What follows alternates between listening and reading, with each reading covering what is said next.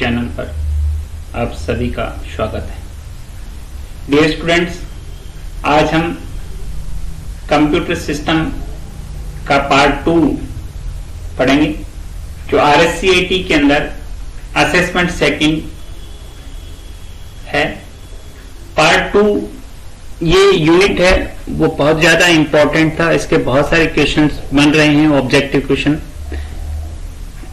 मैं अगर पार्ट 2 भी कंप्लीट कर लूंगा, उसके बाद भी इसके इतने ऑब्जेक्टिव क्वेश्चन बनते हैं कि अपने और सेकंड थर्ड पार्ट की भी आवश्यकता होती है। लेकिन आज में थोड़ा सा लंबा वीडियो रहेगा, ज्यादा क्वेश्चन 15 किए थे उसमें, तो इसमें ज्यादा क्वेश्चन करने का प्रयास करेंगे और पार्ट 2 में हम कंप्यूटर की डीपली पढ़ेंगे। अच्छा रिस्पांस आ रहा है बाय कॉल। कुछ सुधार करने की आवश्यकता है। जिन्होंने सुझाव लिया उनको मैं धन्यवाद देता हूं। कमेंट में भी आप लिखें। और अब अपने नेक्स्ट जो RSCAT मैंने बोला पार्ट 2 कंप्यूटर सिस्टम है, इसी का लेते हैं।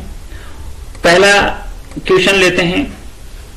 डॉट डॉट डॉट कीबोर्ड अधिक कॉम्पैक्ट होते हैं। क्विल्टी, मैकेनिकटोस, लैपटॉप, विंडोज। तो कॉम्पैक्ट कीबोर्ड होते हैं, इसमें खालिस्तान यहां पे अपने को भरना है। तो इसका सही उत्तर जो होगा वो होगा लैपटॉप। लैपटॉप कीबोर्ड अधिक कॉम्पैक्ट होते हैं। नेक्स्ट दूसरा क्वेश्चन लेते हैं अपने। एक प्रिंटर की आउटपुट गुणवत्ता को मापा जाता है, यानी किसी भी चीज के लिए मापने की एक इकाई होती है। जैसे तरल पदार्थ को नापने के लिए लीटर, मिलीलीटर ये होते हैं। लंबाई नापने के लिए इंच, फुट, मीटर होते हैं। तो कंप्यूटर के अंदर जो फाइल साइज होता है उसके नापने के लिए केबी, एमबी होते हैं। तो इसी तरीके से प्रिंटर की जो प्रिंटिंग गुणवत्ता होती है उसको मापने की एक इकाई होती है। उस इकाई का अपने को नाम बताना है। तो प्रिंटर कौन सा गुणवत्ता को मापने के लिए डॉट्स पर inch, mm, millimetre, pixel, printer character पर इंच, PCPI। तो इसका राइट आंसर होगा डॉट्स पर इंच, यानी 1 इंच में कितने अक्षर प्रिंट करता है, ये इसकी प्रिंट की गुणवत्ता पर निर्भर करता है। अगला प्रश्न है, इनपुट का आउटपुट में रूपांतरण किसके द्वारा किया जाता है। यानी अपना जो कंप्यूटर होता है उसमें हम कोई इनपुट करवाते हैं, उसका आउटपुट रूपांतरण किसके द्वारा किया जाता है। पहला CPU के द्वारा, मेमोरी के द्वारा, कीबोर्ड के द्वारा, या उपरोक्त में से कोई नहीं। तो इसका राइट आंसर होगा CPU के द्वारा। कंप्यूटर का मस्तिष्क CPU को कहा जाता है। सेंट्रल प्रोसेसिंग यूनिट होता है। जो भी हम डाटा देते हैं वो CPU के अंदर जाता है और फिर उसके बाद आउटपुट के रूप में रूपांतरित करके भेजा जाता है। यानी हम कोई भी बात सुनते हैं वो सबसे पहले मस्तिष्क में जाती है। सुनते भले ही कानों के द्वारा हो, लेकिन मस्तिष्क में जाएगी और मस्तिष्क में जाने के बाद अपना ब्रेन जो कंट्रोल होता है उसको नियंत्रण रखता है और उस पर कंट्रोल करने के बाद प्रोसेस जो भी होगा, रिजल्ट होगा, वो हम आउटपुट के द्वारा यानी माउथ के द्वारा या पेपर रिटर्न के द्वारा आउटपुट भेजेंगे। तो ये भेजने का काम कौन करता है, हमारा मस्तिष्क करता है, यानी CPU करता है। नेक्स्ट क्वेश्चन, फ्लॉपी डिस्क है। पहले चर्चा भी हुई थी फ्लॉपी डिस्क के बारे में, जब CD का अपना एक क्वेश्चन था उसमें। तो फ्लॉपी डिस्क क्या है, आजकल इसका यूज कम होता है, पहले फ्लॉपी डिस्क का यूज होता था। ये साइज में 2 प्रकार की आती थी, एक तो 3.5 इंच की आती थी, एक 5.25 इंच की आती थी। तो अनफ्लेक्सिबल, फ्लेक्सिबल स्टोरेज एंड ए और बे दोनों, उपरोक्त में से कोई नहीं। फ्लॉपी डिस्क क्या होती है, अनफ्लेक्सिबल और फ्लेक्सिबल स्टोरेज। तो फ्लेक्सिबल स्टोरेज होती है क्योंकि CD की तरह स्टोरेज, डाटा स्टोरेज के लिए काम आती है। एक जगह से दूसरी जगह आसानी से उसको ले जाया जा सकता था, लेकिन इसकी स्टोरेज जो कैपेसिटी होती थी तो 5.25 इंच की फ्लॉपी होती थी, उसकी होती थी 1.2 MB मेगाबाइट्स। और जो 3.5 इंच की होती थी, साइज में छोटी होती थी, उसका एरिया जो छोटा होता था, लेकिन उस पर जो धातु लगा होता ऑक्साइड मजबूत होती थी, उसमें डाटा आता था 1.4 MB, जो कंप्यूटर्स में डाटा को इधर से उधर ले जाने में आसानी से एक जगह से दूसरी जगह, तो इसके लिए फ्लेक्सिबल स्टोरेज कहते हैं। नेक्स्ट जो क्वेश्चन है हमारा, माइक्रो प्रोसेसर का उपयोग बनाने के लिए किया जा सकता है। तो माइक्रो प्रोसेसर की बात करें तो पहला है कंप्यूटर, दूसरा डिजिटल सिस्टम, तीसरा कैलकुलेटर और प्रॉक्सरी। माइक्रो प्रोसेसर एक प्रोसेसिंग, डाटा प्रोसेसिंग के लिए काम आता है। तो इलेक्ट्रॉनिक डिवाइसेज होते हैं, उनमें प्रोसेसर लगा रहता है। तो इसका राइट आंसर होगा प्रोक्सरी, यानी कंप्यूटर के अंदर भी होता है, डिजिटल सिस्टम के अंदर भी होता है, कैलकुलेटर के अंदर भी होता है। नेक्स्ट क्वेश्चन लेते हैं अपना, कंप्यूटर के एएलयू द्वारा आने वाले कमांड पर प्रतिक्रिया करता है। कंप्यूटर के एएलयू का मैं फुल फॉर्म बता दूं, आगे कोई क्वेश्चन में आपने कवर नहीं कर पाए तो इसका पूरा नाम होता है अर्थमेटिकल लॉजिकल यूनिट। कंप्यूटर का वह भाग होता है जहां गणितीय और तार्किक गणनाएं की जाती हैं। तो ये कहता है कंप्यूटर के एएलयू द्वारा आने वाले कमांड पर प्रतिक्रिया करता है। कौन करता है? कंट्रोल, लोकेशन, कैश मेमोरी, प्राथमिक मेमोरी और एक्सटर्नल।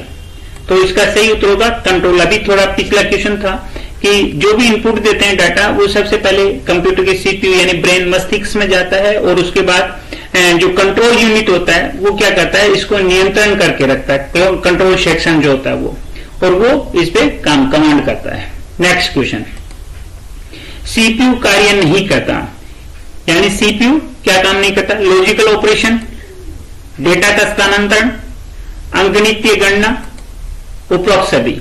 सीपीयू क्या कार्य नहीं करता इनमें से? डाटा का स्थानांतरण। लॉजिकल ऑपरेशन यानी मैथमेटिकल एएलयू का जो काम होता है वो करता है, गणितीय गणना करता है एएलयू, सीपीयू के अंदर होता है। डाटा स्थानांतरण का काम किसका नहीं होता? सीपीयू का नहीं होता। नेक्स्ट क्वेश्चन, सीपीयू में कंट्रोल यूनिट का क्या कार्य है? सीपीयू के अंदर जो कंट्रोल यूनिट लगा रहता है उसका क्या काम होता है? इस समय आप एसएस इन्फोटेक यूट्यूब चैनल पर अध्ययन कर रहे हैं। अभी तक अगर आपने चैनल को सब्सक्राइब नहीं किया है तो अभी सब्सक्राइब करें, बेल का जो बटन है उसको दबाएं ताकि आपको अगला मैं वीडियो डालूं उसकी इंफॉर्मेशन नोटिफिकेशन आपके पास पहुंच सके।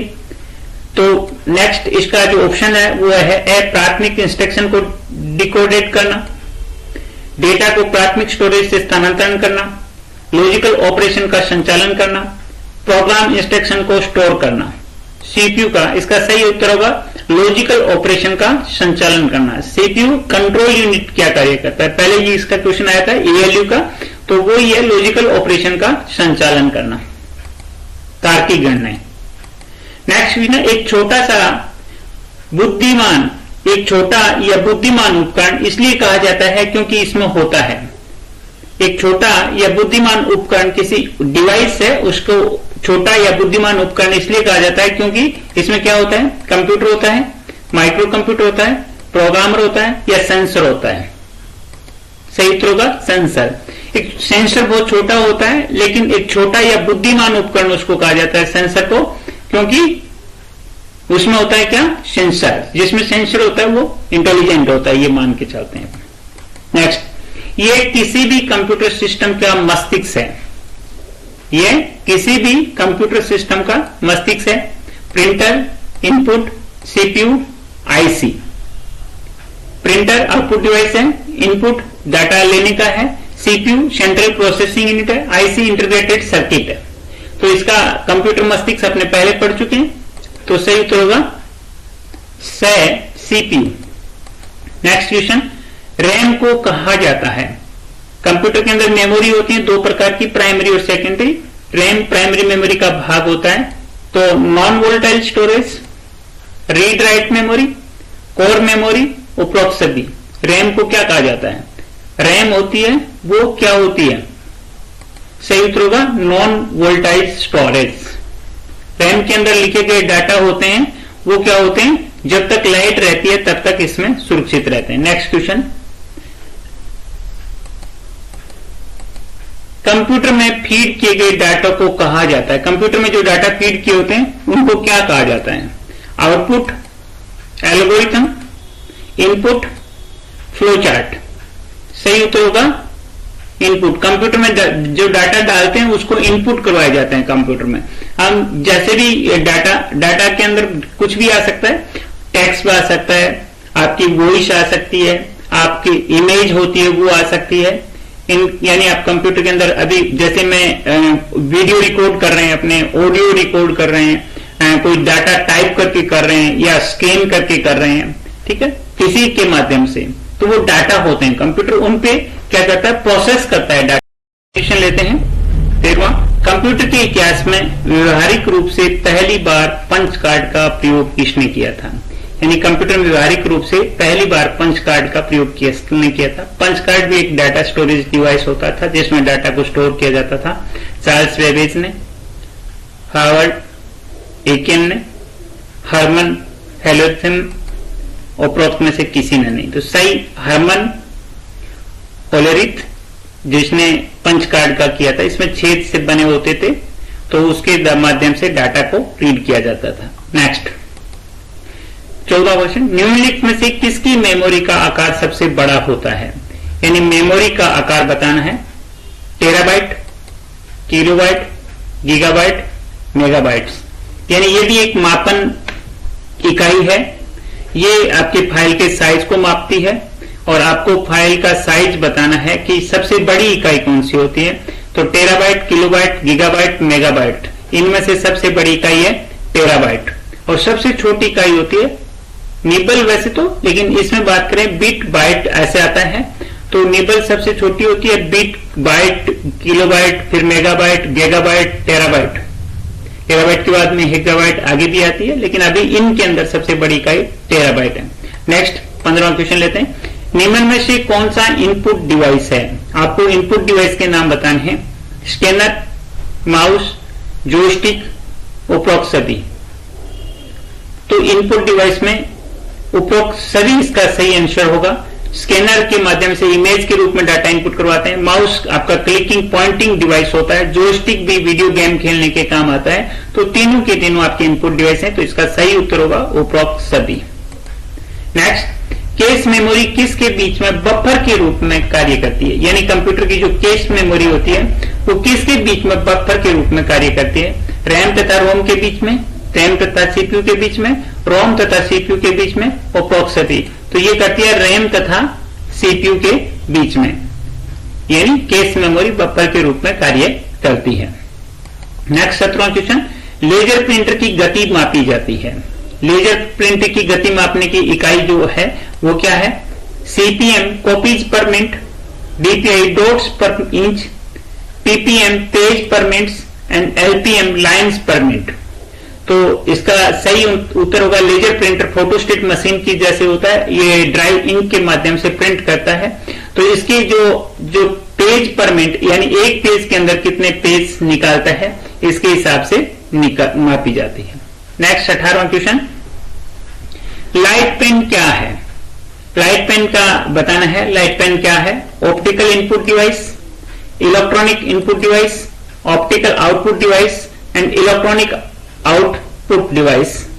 तो इसका सही उत्तर है optical out device. Light pen, इसका सही उत्तर होगा optical input device. By mistake इसका लिखा गया है, सही उत्तर होगा optical input device. Next, main storage को यह भी कहा जाता है, जो कंप्यूटर के अंदर मेन स्टोरेज होती है उसको यह भी कहा जाता है register, memory, CPU and control unit. तो इसका सही उत्तर होगा मेमोरी। स्टोरेज का मतलब संग्रहण करना, और हम संग्रहण किसके में करके रखते हैं अभी सुन रहे हैं आप, तो ये आपका एक मेमोरी के अंदर स्टोर हो रहा है। बाद में कभी भी आप इसको रिवाइज कर सकते हैं। अगर आपकी मेमोरी याद रखने की क्षमता नहीं है तो ये स्टोर नहीं होगा, तो यहां पे मेमोरी होगा। मुख्य मेमोरी की में पृष्ठों की छवियों को रखने के लिए किस स्वीपिंग डिवाइस का उपयोग किया जाता है? यानी मुख्य मेमोरी होती है उसमें punch card, OMR, punching drum, OCR. तो मुख्य मेमोरी के पृष्ठों की छवि, कागजों की जो प्रतियां होती हैं उनको रखने के लिए पेजिंग ड्रम का प्रयोग किया जाता है। नेक्स्ट है ओएम दर्शाता है, ओएमआर जो होती है ऑप्टिकल मार्क रीडर। ये क्या दर्शाता है? Oxide metal ribbon, optical mark recognition, open mash recognition, open media reader. इसका राइट उत्तर होगा ऑप्टिकल मार्क रिकग्निशन। नेक्स्ट है हार्ड डिस्क के ऊपर दोनों ओर से द्वारा लेपित होती है, यानी हार्ड डिस्क जो होती है उसके अंदर क्या होता है, आप हार्ड डिस्क एक बक्से के टाइप में देखते हैं, आप जब भी कोई कंप्यूटर खोल के देखेंगे इंटरनल लगी रहती है, तो उसके ऊपर जो परत होती है अंदर डिस्क, वो किसके ऊपर रहती है, प्लास्टिक कोटेड होती है, ऑप्टिकल कोटेड होती है, मैग्नेटिक मेटेलिक ऑक्साइड होती है, या कवर्ड प्लेट होती है। तो सही उत्तर होगा मैग्नेटिक मेटेलिक ऑक्साइड प्लेट होती है, उससे वो कवर रहती है ताकि आपकी डिस्क पे किसी भी तरीके की कोई दिक्कत ना आए। हार्ड डिस्क में कंप्यूटर की ऑक्सिलरी या सेकेंडरी मेमोरी नहीं है। Floppy, pen drive, RAM, hard disk, यानी सेकेंडरी मेमोरी नहीं है। सेकेंडरी मेमोरी का मतलब होता है जो कंप्यूटर में अलग से काम में ली जाती है। जैसे हम कोई चीज याद रखने के लिए नोटबुक का यूज करते हैं, या आप मोबाइल के अंदर या नोट कोई भी नोटपैड किसी में आप नोट करते हैं, वो होती है, वो अलग से होती है। खुद के जो मस्तिष्क में याद रखते हैं वो आपकी प्राइमरी मेमोरी होती है। तो फ्लॉपी मैंने बताया कि फ्लेक्सिबल डिवाइस होती थी जिसको बाहर से आसानी से काम लिया जा सकता था। पेन ड्राइव जनरली आप यूज करते हैं जिसमें डाटा एक जगह से दूसरी जगह इजी रूप में लेके जाते हैं। हार्ड डिस्क भी कंप्यूटर के अंदर अलग से लगाई जाती है। तो इसका राइट आंसर होगा रैम। नेक्स्ट 24वां क्वेश्चन, एक निश्चित समय अंतराल के बाद रिफ्रेश करना जरूरी है, यानी एक समय के बाद निश्चित अंतराल के बाद रिफ्रेश करना जरूरी है। किसको? स्टैटिक रैम को, डायनेमिक रैम को, मैग्नेटिक मेमोरी को, ऑप्टिकल मेमोरी को। तो इसका सही उत्तर होगा डायनेमिक। डायनेमिक का मतलब होता है गतिशील। गतिशील मेमोरी होती है, वो एक निश्चित अंतराल के बाद रिफ्रेश होती रहती है। अगला 25वां क्वेश्चन, वर्चुअल मेमोरी है अत्यंत वर्ध एवं मैन मेमोरी, अत्यंत वर्ध एवं सेकेंडरी मेमोरी, अत्यंत वर्ध एवं मैन मेमोरी का भ्रम, अत्यंत वर्ध एवं सेकेंडरी मेमोरी का भ्रम, अत्यंत वर्ध और मैन मेमोरी का भ्रम। नेक्स्ट है इंकजेट है। इंकजेट क्या है? डिस्क, विमान, बस, प्रिंटर। इंकजेट क्या आता है? प्रिंटर का इंकजेट आता है। इंकजेट लेजर प्रिंटर है, इंकजेट प्रिंटर है, ये इस तरीके के जो प्रिंटर होते हैं ये आते हैं। तो इसमें इसका सही उत्तर होगा द प्रिंटर। 25वां, कौन सी इकाई अस्थायी रूप से डाटा रखती है, यानी एक कौन सी इकाई है वो अस्थायी रूप से डाटा रखती है? Input unit, output unit, primary memory और सेकेंडरी स्टोरेज मेमोरी। तो आपने कोई भी अस्थायी रूप से बात करें तो हम जो भी सुन रहे हैं उनमें से डाटा हमारे मस्तिष्क में जा रहे हैं। अगर हम लिख रहे हैं तो नोटबुक में जा रहे हैं। तो आप बताएंगे स्थायी कौन से डाटा है? इनपुट का मतलब होता है निवेश करवाना, आउटपुट का मतलब होता है डाटा प्राप्त करना। इन दो में से आएगा प्राइमरी मेमोरी और सेकेंडरी मेमोरी। तो प्राइमरी मेमोरी कंप्यूटर की खुद की होती है, तो ये अस्थायी होती है। नेक्स्ट 23वां question, thermal laser inkjet printer हैं। किस टाइप के प्रिंटर हैं? इंपैक्ट, नॉन इंपैक्ट, दोनों, उपरोक्त में से कोई। थर्मल लेजर इंकजेट प्रिंटर जब भी कोई प्रिंट करते हैं तो उस समय अगर आवाज करते हैं तो ये इंपैक्ट होते हैं, आवाज नहीं करते हैं तो नॉन इंपैक्ट होते हैं। तो ये प्रिंट करते समय किसी तरीके की आवाज नहीं करते, ये नॉन इंपैक्ट प्रिंटर की श्रेणी में आते हैं। नेक्स्ट क्वेश्चन, ईपीरोम का उपयोग किया जाता है। EP electronic program read only memory का प्रयोग किया जाता है रोम के कंटेंट को मिटाने के लिए, रोम के कंटेंट को मिटाने और पुनर्निर्माण करने के लिए, रोम के कंटेंट को पुनर्निर्माण करने के लिए, रोम को डुप्लीकेट करने के लिए, यानी रोम के कंटेंट को मिटाने और पुनर्निर्माण करने के लिए इसका प्रयोग किया जाता है। नेक्स्ट क्वेश्चन, कौन सा भाग प्रोग्राम इंस्ट्रक्शन की व्याख्या करता है और कंट्रोल ऑपरेशन को आरंभ करता है कंप्यूटर का? Logical unit, storage unit, CPU और कंट्रोल यूनिट। तो इसका सही कंट्रोल यूनिट नियंत्रण करता है, उसको प्रोग्राम की इंस्ट्रक्शंस होती हैं उनकी व्याख्या करता है और वो कमांड देता है। नेक्स्ट 30वां क्वेश्चन, निम्न में से कौन सा इनपुट डिवाइस का वैध सेट है, यानी आपको इनपुट डिवाइस के नाम है तो सही सेट बताना। हो सकता है उनमें किसी आउटपुट डिवाइस का नाम हो या अन्य उपकरण का हो। तो पहला लाइट पेन, स्कैनर, प्लॉटर, दूसरा ओसीआर, मॉनिटर, एमआईसीआर, तीसरा स्कैनर, एमआईसीआर और टच स्क्रीन, चौथा ओएमआर, प्रिंटर, बारकोड रीडर। यानी लाइट पेन, स्कैनर दोनों इनपुट हैं लेकिन प्लॉटर आउटपुट है, ओसीआर मॉनिटर आउटपुट आ गया, स्कैनर, एमआईसीआर, टच स्क्रीन ये तीनों इनपुट डिवाइस हैं, ओएमआर प्रिंटर आउटपुट है, बारकोड रीडर ये दोनों आपके इनपुट है। तो इसका सही उत्तर होगा स्कैनर, एमआईसीआर और टच स्क्रीन। नेक्स्ट क्वेश्चन है 31वां, हार्ड डिस्क ड्राइव स्टोरेज है नॉन वोल्टाइल, फ्लैश, अस्थायी और उपरोक्त में से कोई नहीं। यानी हार्ड डिस्क है वो नॉन वोल्टाइल। नॉन वोल्टाइल का मतलब आपकी लाइट भी जाती है तो भी इसके अंदर डाटा स्टोरेज किया हुआ रहता है, अटता नहीं है। Next, dot dot dot bits, मैंने कहा मापन इकाई होती है आपकी फाइल साइज को। 1 बाइट किसके बराबर होता है? 2008, यानी बिट्स बराबर बाइट। सबसे मैंने बताया निबल, निबल के बाद बाइट, 1 बाइट 1 यानी 8 बाइट के बराबर